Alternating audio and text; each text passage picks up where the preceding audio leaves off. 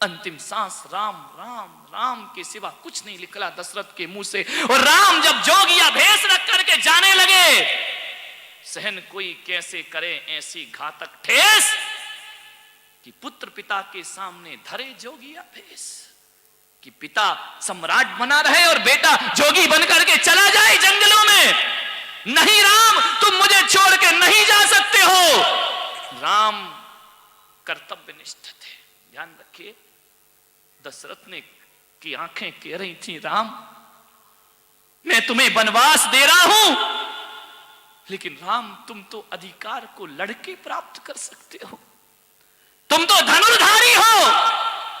दशरथ कहना चाह रहे थे कि राम आओ मुझसे युद्ध करो और अपना हक छीन करके मुझसे ले लो, लड़ करके मुझसे हक ले लो। तुम इस कुल के रघु कुल के ज्येष्ठ पुत्र हो, और इस सिंहासन पर यदि किसी का अधिकार है तो केवल राम का अधिकार हुआ करता है। और मेरे दिए हुए वचनों का फल तुम क्यों भोगते हो? मैंने वचन दिए, राम तुम लड़ो, मुझसे युद्ध करो, मुझे परास्त करो, और पूरे हक के साथ अपना राज्य सिंहासन बाप। कोई जरूरी नहीं है कि मैंने आदेश दिया तो तुम पालन करो, तुम्हें पूरा हक है पुत्र, लड़ करके अपनी अयोध्या वापस ले लो। ध्यान रखें, दशरथ ने कहा कि राम तुम अपना हक मुझसे मांगते क्यों नहीं हो?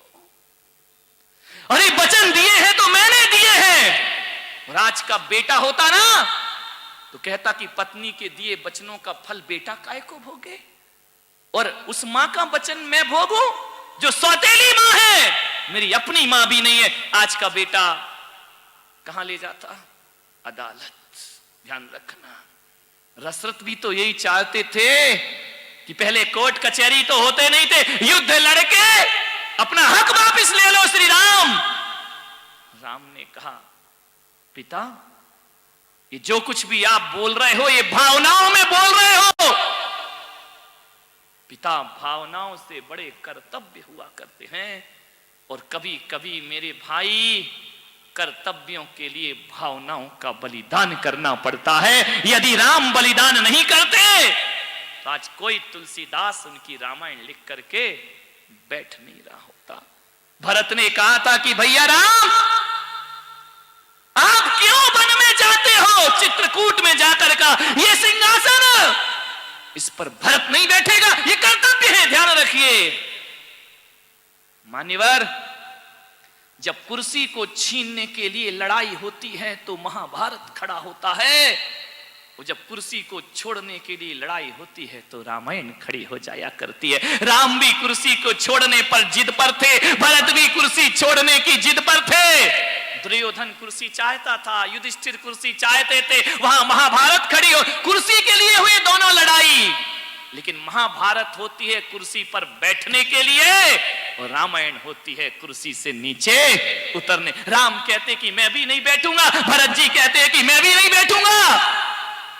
भरत जी ने कहा कि राम मेरे भैया घर वापिस चलो अयोध्या, ये तुम्हारा हक है।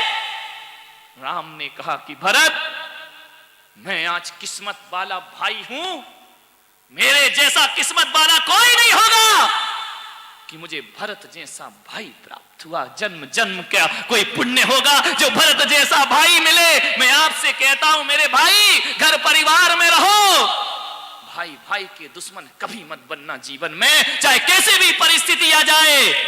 भाई भाई तो दो भुजाएं हुआ करती हैं, और एक भुजा को काट कर क्या परिवार चलाया जा सकता है? क्या किसी युद्ध को जीता जा सकता है? भाई भाई के दुश्मन कभी मत बनो। कभी भाई के बुरे दिन आ जाए तो बड़े भाई को उसकी सहायता करना चाहिए, और बेटा मना करे तो कहना बेटा मेरी इस दुनिया में जब आया था तो भाई पहले आया था और तू बाद में आया था, पहले रिश्ता मेरे भाई से, भाई भाई के लिए काम।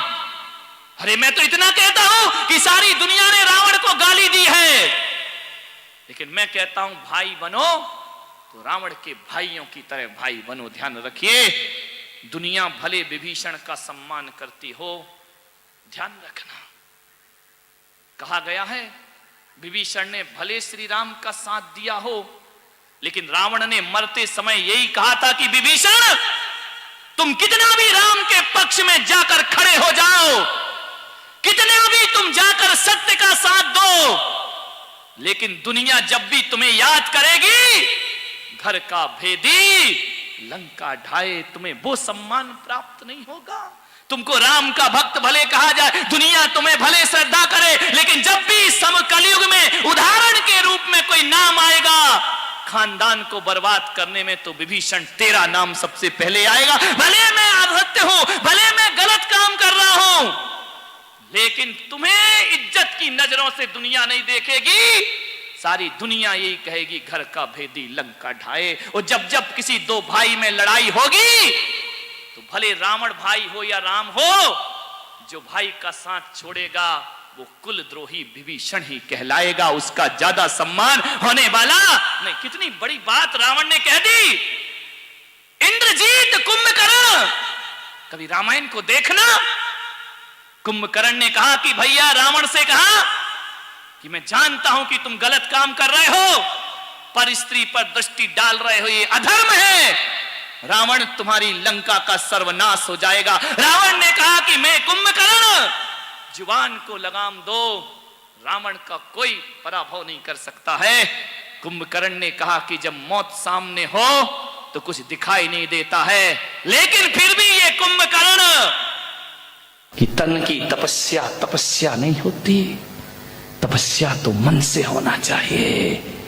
शरीर के कपड़े उतार के फेंकना कोई बहुत कठिन काम नहीं है, केस का लॉन्च भी करना बहुत कठिन काम नहीं है, एक समय भोजन करना कोई कठिन काम नहीं है, उपवास करना कोई कठिन काम नहीं है, पद विहार करना कोई कठिन काम नहीं है। अरे सबसे कठिन काम यदि कोई है तो अहंकार और ईर्षा को छोड़ना सबसे कठिन काम हुआ करता है। बड़े बड़े साधु संत भी अहम और वहम को नहीं छोड़ पाते हैं, ध्यान रखिए। मान्यवर, अहम छोड़िए, मालिक जो भी दे दे तो कर ले कबूल, कभी कभी कांटों में खिलते हैं फूल, ध्यान रखिए। जो मिला है प्रभु की कृपा है, ध्यान रखना। नहीं मिला तो सोचना, यदि नहीं मिला तो सोचना ये मेरी नादानी थी, ध्यान रखना। नहीं मिला तो ये सोचना ये मेरी नादानी थी, और मिल गया तो सोचना ये प्रभु की मेहरबानी थी, ध्यान रखिए। मार्दव धर्म जीवन में आ जाएगा। नहीं मिले तो नादानी, मिल जाए तो प्रभु की मेहरबानी, ध्यान रखो। राम, कृष्ण, बुद्ध, महावीर, जीसस, सब कुछ पाके भी इनका सब कुछ खो गया था, ध्यान रखिए।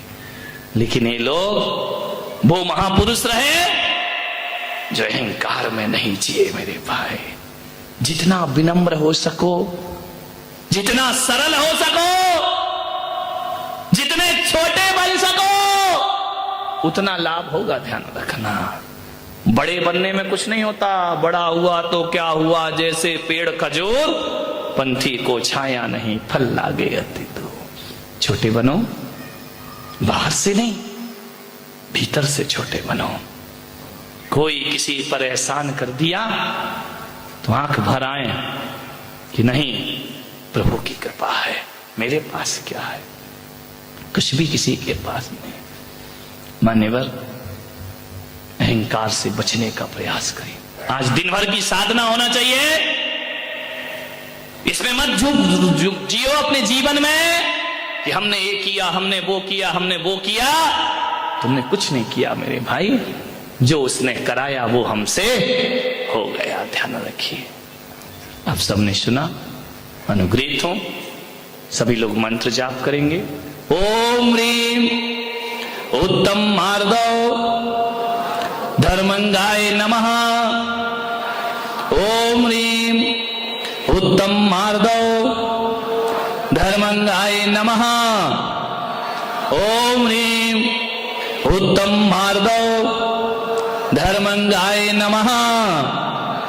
ओम ह्रीम उत्तम मार्दव धर्मंगाय नमः। ओम ह्रीम उत्तम मार्दव धर्मंगाय नमः। ओम ह्रीं धर्मंगाय नमः। ओम ह्रीं उत्तम मार्दव धर्मंगाय नमः। ओम ह्रीं उत्तम मार्दव